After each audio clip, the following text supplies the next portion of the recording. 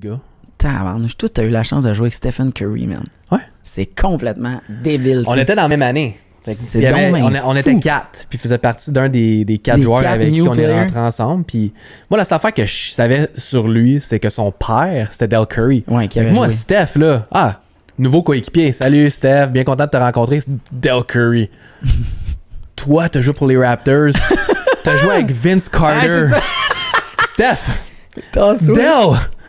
Vraiment content de te rencontrer. C'était vraiment ça. Je me souviens, ça s'appelle l'orientation des premières années, Freshman Orientation. Okay. Et tous les nouveaux, que ce soit au niveau du basket, mais à travers le campus, se rejoignent, je pense que c'est 2-3 jours avant la rentrée scolaire. Okay. On rencontre les élèves avec qui on va partager nos cours, qui vont être dans nos dortoirs. Et c'est là que j'avais rencontré Steph pour la première fois, puis Del Curry. Fait que moi, j'étais vraiment plus impressionné par Del, puis de rencontrer un joueur de la NBA, puis il posait des questions. Tu sais, c'est quoi ce que tu as besoin pour percer dans la NBA? Comment tu as fait pour développer ta touche de tireur comme tu l'as là? Bon shutter, c'est un des meilleurs tireurs, quand même, je te dirais un top 15 de tous les temps. Del Curry, il est reconnu pour son tir. Donc, je te dirais, c'était plus lui qui m'a impressionné.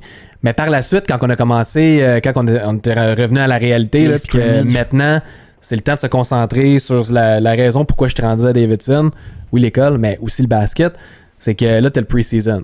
Où est-ce que c'est les entraînements, où est-ce que c'est du 3 contre 3, du 4 contre 4, du 5 contre 5, parce que ça devient des vraies pratiques. Là, tu vois le jeune joueur, le petit joueur là, qui mesure 6 pieds 3, mais qui pèse 165 livres mouillés, qui arrive puis qui tire à 8 pieds en arrière de la ligne de 3 points. Tu fais... C'est ça, cette affaire-là. Ça sort d'où, ça? Puis là, t'as un Max Paulus qui était reconnu pour sa ténacité défensive. Oui.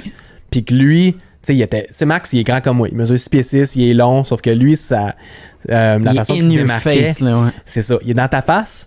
Et c'est un joueur qui veut pas le laisser passer n'importe qui à côté de lui puis le laisser marquer. C'est un freak défensif. Puis il est encore de même. On joue des fois dans la ligue de garage, là, puis il donne des coups de coude à des vieux monsieur. Là. On est comme...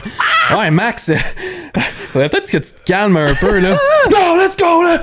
OK, correct. Puis lui, il est de même. Il est de même dans la vie de tous les jours. Il est de même en affaires. Il est de même dans tout ce qu'il fait. Fait que c'est le fun. Puis là, tu le voyais, il jouait contre Steph. Puis là, Steph... tout fluide, dribble un peu, tout genre confiant. Relax. Bouge un peu, feinte Max. Max, oh, qu'est-ce qui se passe là? Fais ça encore, correct? Shoot un 3 dans la face à Max. Là, Max commence à pomper un peu, là. Puis ça a été de même toute l'année. Puis toute l'année suivante. Puis l'année d'après. Puis c'est de pire en pire parce que Steph il était tellement confiant. Il est confiant. Puis le coach lui a donné une longue laisse. T'sais, en anglais, c'est you give him a leash. You either got a tight leash or a loose leash. Où est-ce que tu peux faire ce que tu veux. Là. Puis il y avait la lumière verte pour faire ce qu'il voulait sur le terrain. Okay. Puis une des raisons, c'est parce que lui, il avait pas peur de faire des erreurs.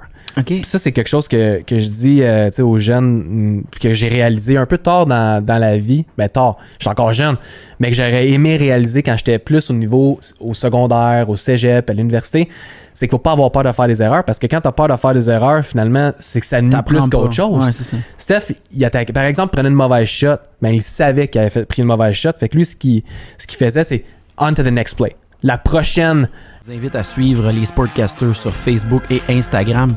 Pour écouter les épisodes en format vidéo, vous avez simplement à rejoindre la chaîne YouTube. Et pour le format audio, rejoindre les plateformes de podcasts traditionnels, nos amis, Google Podcasts, Spotify et Apple Podcasts.